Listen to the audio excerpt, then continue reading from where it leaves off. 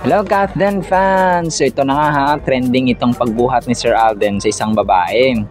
Tsaka marami nagsabi na bakit naman ganon? No, why naman ganon? O may nanalo na. Wala nang Kathden kasi meron ng meron ng babae sa puso ni Sir Alden. So, overacting naman tong mga taong to. Ito po mga kasembreros ay part po siya ng Bench Active Run Club, no? Parang suporta sila sa sa advocacy ni Sir Alden mga kasembreros ng fun run, no? Kung kaya marami yung naging part ng kanyang advocacy mga kasembreros, no? Ang tindi kasi ang daming may bench, no, ang GMA Sparkle Artist Center, ang iba't ibang artista, no, sila Julia, Kim Pao, sila Julia Montes, Julia Barreto, tapos marami, no, sina Dennis Trillo, marami ang nagsuporta na yun sa fun run ni Sir Alden mga kasambreros na gaganapin niya sa May 11. So nakakatuwa, no, kasi talagang when you support, Sir Alden ang una nag-support no, sa mga block screenings, tapos siya na yun ang sinusuportahan pa ng sinusuportahan ulit, no, binabalikan ng kabutihang loob ng kanyang mga kasamahan sa industriya. So wag po tayo mabahala kasi ito po ay parang sobrang saya ni ate na binuhat siya ng isang box office king. Pero yun po, no, hindi po siya hindi po girlfriend mga kasembreros. Tapos ito, no, may mga pictures din, yung Bench Active Run Club, kasama syempre ang kanya mga gym at saka cycling at saka jogging buddies mga kasembreros na Sir Alden. Tapos ito po ay posted din po ni Sir Mauro Lumba mga kasembreros. Tapos ito, sobrang kulit ito mga kasembreros kasi shinare ng isang Kathden fan yung parang animated or parang AI na itsura ni Sir Alden at saka ni Ma'am Catherine nung bata pa sila. So sobrang kulit, no. Para silang bata ng parang anak sila ng Amerikano at Amerikana mga kasembreros. And then ito, si Ma'am Catherine at saka si Ma'am Andrea ay ngayon, trending din sila kasi kinukumpara yung outfit ni Ma'am Catherine kay Ma'am Andrea. Kasi tingnan nyo, parang hawig na hawig siya mga kasembreros, no? Si Ma'am Andrea kasi, di ba, yung white niya na damit doon sa Star Magic Ball. Tapos yung kay Ma'am Catherine naman sa Pilipinas Got Talent. So ngayon, ang mga tao, sinasabi na parang nanggaya daw si, medyo revealing lang, no, yung kay Ma'am Andrea Brillantes mga kasembreros.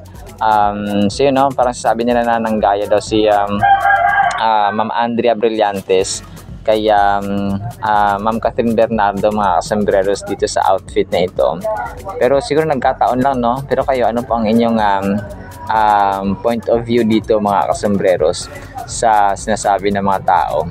And then ito, sobrang cute nito mga kasembreros kasi si Sir Alden ay yung Casino Plus nag-share ng kagabi ng kanyang keychains. Tapos yung sabi ko yung mga stuffed toys na ito mga kasembreros na color game mascot ay hawak-hawak ni Sir Alden sa Casino Plus na endorsement niya mga kasembreros. So sobrang cute, no. Pwede siyang panglagay sa mga abubot mga kasembreros sa ating mga accessories. And then ito, no, may prayer item ulit si Sir Alden. Sabi niya dito ay Dear God, help me to surrender every area of my life to you, holding nothing back. Teach me to trust you fully with my plans, my fears, and my desires, knowing that your ways are higher and better than mine. Guide me to follow you wholeheartedly and with unwavering faith and commitment. Transform my heart and mind so that my thoughts, actions, and decisions align with your will.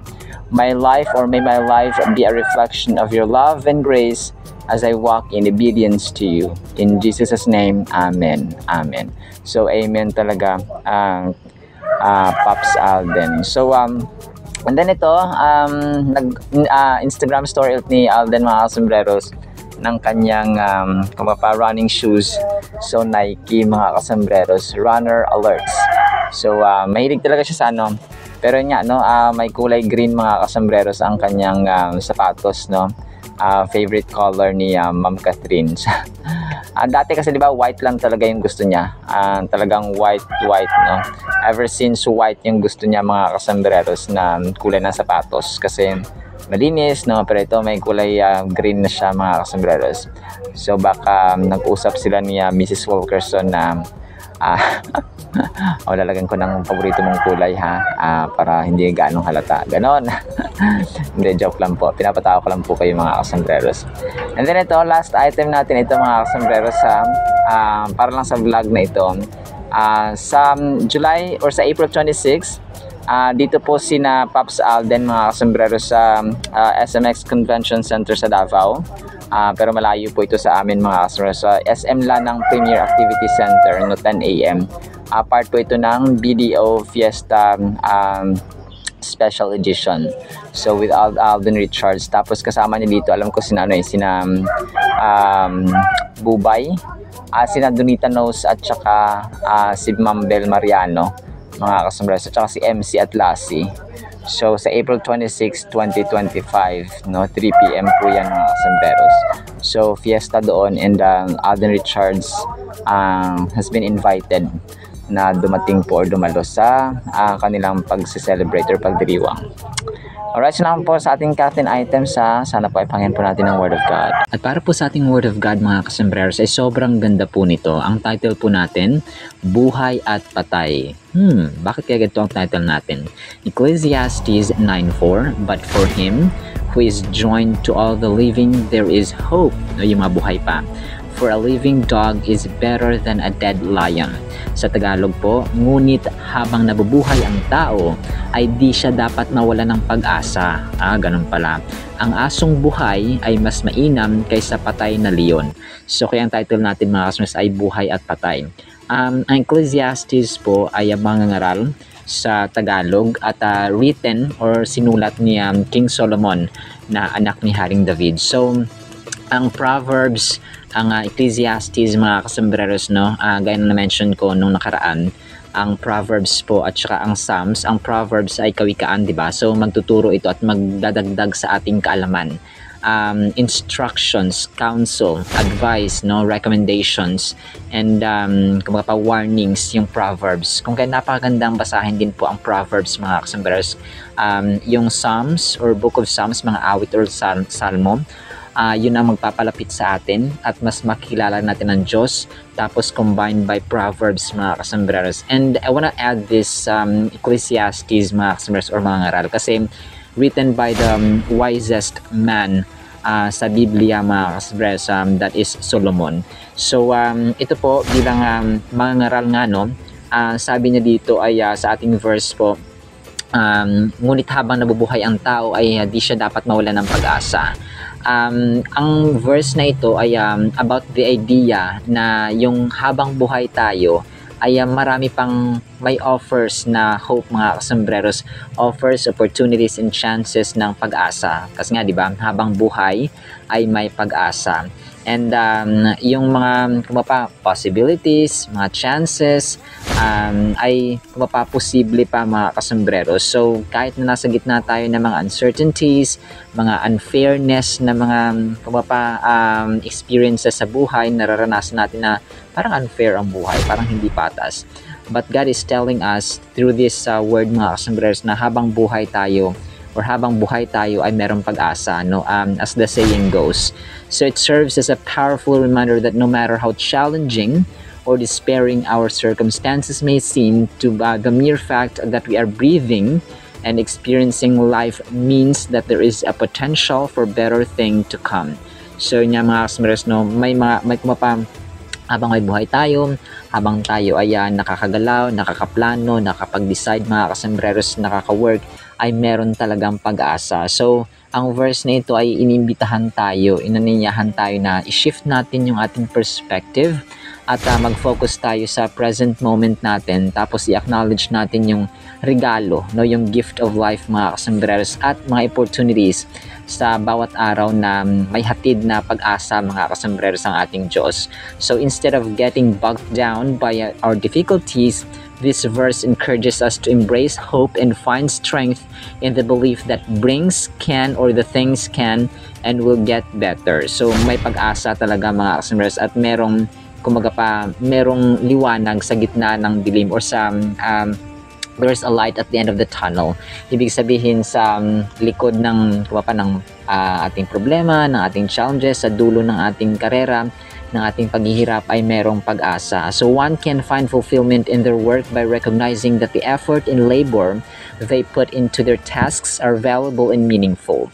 Understanding that our work has a purpose beyond just the task itself can bring satisfaction and contentment. So yung ito mga kasumres, parang hinambing kasi yung aso na buhay kasi sa lion. So, kapag babasehan natin ang science, no, at saka capabilities ng lion at saka aso, kapag pareho silang buhay, syempre matatalo talaga ang aso at mananalo ang leon because the king of the jungle, no, one of the strongest fighters and warriors sa jungle na mga hayop mga kasumres ay ang lion.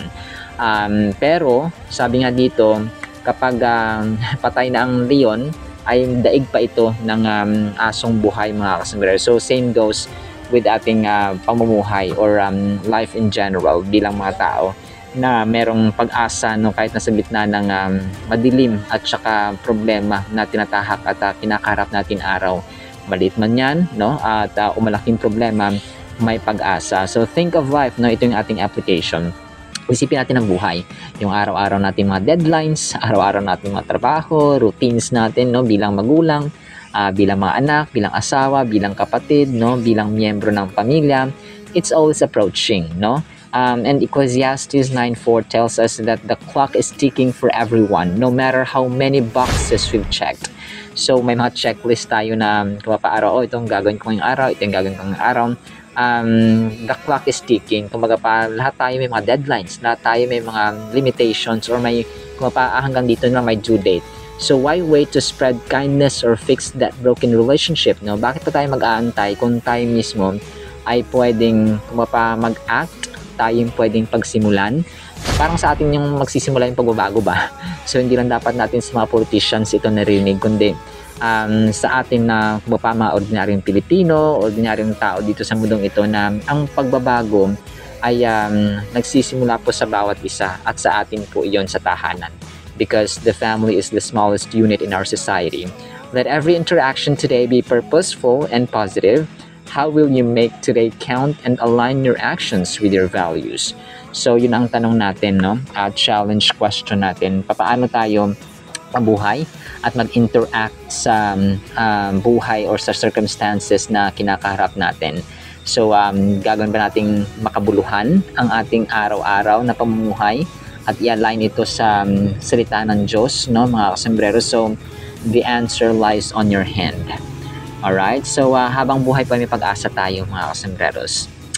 Alright, salamat po in the meantime ha. Nawa po ipagpalain po tayo ng pag-ibig, pananampalataya at pag-asa in the mighty, holy, sweet, magnificent, our trustworthy God, Jesus Christ. And everyone said, Amen and Amen. See you sa next segment po mga kasombreros, and paalam po.